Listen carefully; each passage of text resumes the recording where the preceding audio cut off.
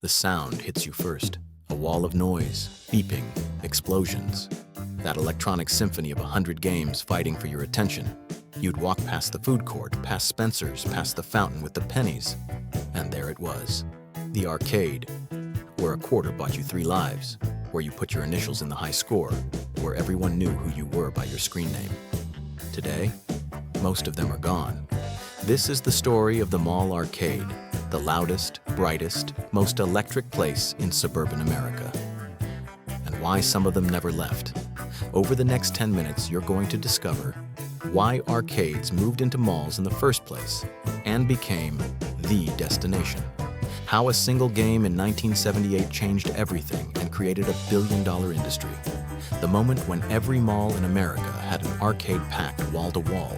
What killed them? Home consoles, the internet, and a moral panic that almost destroyed the industry. And where mall arcades are making a comeback, bigger, louder, and more profitable than ever. But here's the twist. Mall arcades didn't die because they stopped being fun. They evolved, and the best ones are back, with better games, better food, and a whole new generation discovering them. Let's start with how this whole thing began. Early 1970s. Video games existed, but they were scattered. Bowling alleys, bars, pool halls. Places parents didn't want their kids hanging out. Then came 1978, a Japanese game called Space Invaders. It was simple. Aliens descend, you shoot, they get faster, you die. In Japan, it caused a coin shortage. Stores couldn't make change. The government had to mint more 100 yen coins. 1979, Space Invaders hit America. Within a year, it earned $600 million in quarters. Mall developers noticed. Malls were the centers of suburban life. Clean, safe, climate-controlled. Parents already brought their kids there. What if you put arcades inside malls? Parents could shop, kids could play. Everyone wins. By 1980, mall arcades were opening everywhere. Chains emerged. Aladdin's Castle, Time Out, Tilt, Pocket Change. And they were printing money. The early 1980s. The absolute golden age. 1980. Pac-Man arrives. It's not violent, it's colorful. It appeals to everyone. Pac-Man fever sweeps America. The game earns over $1 billion in quarters in its first year. For the first time, arcades aren't just for boys. Girls are playing. Moms are playing. 1981. Donkey Kong introduces the world to Mario, then called Jumpman. A kid in Washington State gets the high score. Puts his initials up. Roy. When you were good, people watched. You had an audience. You were somebody. 1982 to 1983. The absolute peak. 13,000 dedicated arcade locations in the United States. $8 billion in annual revenue, more than the music and movie industries combined. $5 billion in quarters dropped into machines every year.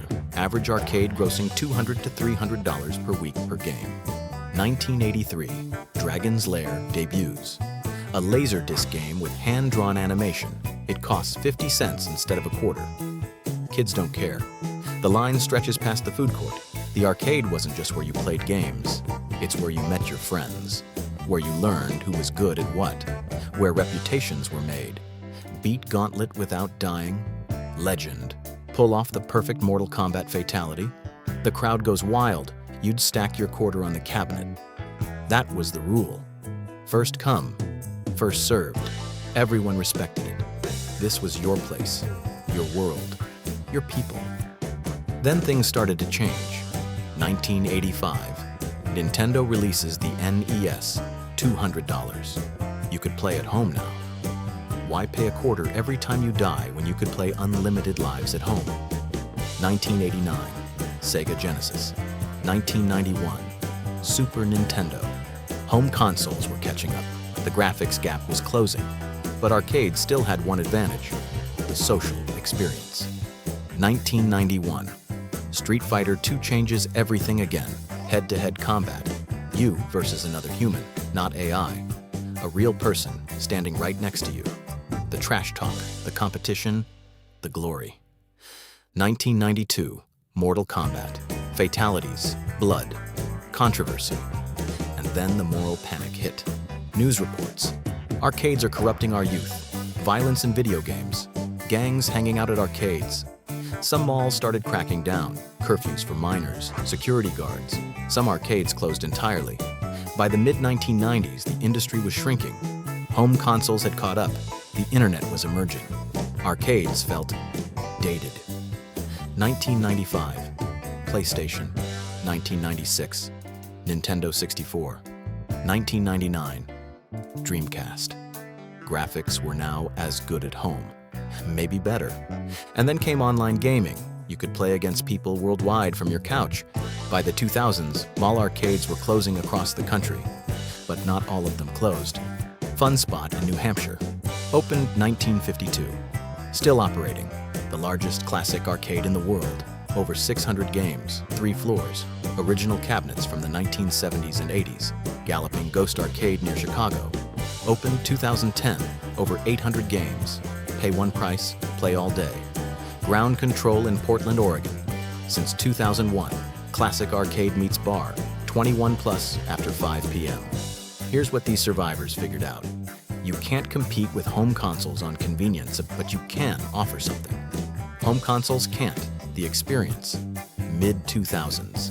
The barcade movement begins. 2004. Barcade opens in Brooklyn. Classic arcade games. Craft beer. Adults. The insight. Millennials who grew up in mall arcades now have money and nostalgia.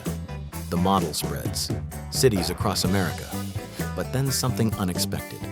Arcades started returning to malls. Round 1. A Japanese arcade chain started opening in American malls in 2010. But they weren't just arcades, they were entertainment complexes, bowling, karaoke, prize games, photo booths, and they were huge, 30,000 to 50,000 square feet, taking over anchor stores. Dave & Buster's started moving into malls too, full restaurants, full bars, massive game floors. The new model, not just games, a destination, a reason to come to the mall. Here's what's working. Round 1 now has over 50 locations in the US, still expanding. Dave & Buster's, over $1.5 billion in annual revenue. Arcade bars like Cidercade, Tappers, Free Play, all you can play models. Packed every weekend. So what changed? Why is this working now? Millennials and Gen X who grew up in arcades now have money. They bring their kids, multi-generational appeal. Turns out Pac-Man is still fun. Street Fighter 2 is still competitive. Ms. Pac-Man still slaps. People value experiences over possessions now. They'd rather do something than buy something. Arcades are Instagram-worthy, shareable, social. Unlimited play for one price.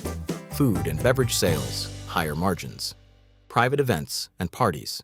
Entertainment complexes, not just game rooms. Malls are struggling, retail is down, they need reasons for people to visit. Arcades drive foot traffic, people stay longer, they eat at the food court, they shop after. Round 1 is literally filling empty department stores and bringing malls back to life. You can play anything at home now. Your console has better graphics. Your PC is more powerful. Your phone has a million games. But playing at home is different. At an arcade, someone's watching, someone's waiting for the next game. Someone's rooting for you. When you get the high score, it's not saved to a cloud. It's right there, on that screen, in that place. You meet people, real people. Not usernames, faces. A dad shows his daughter how to play the game he dominated in 1987. She beats his high score. He's proud. It's not about the graphics. It's about the ritual. Picking your character, the trash talk, the one more game. The arcade offers what home gaming can't.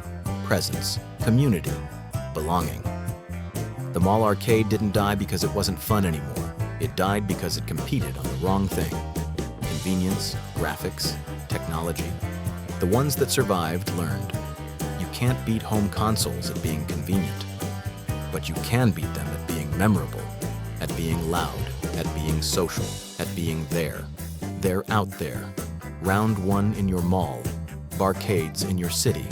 Classic arcades that never closed.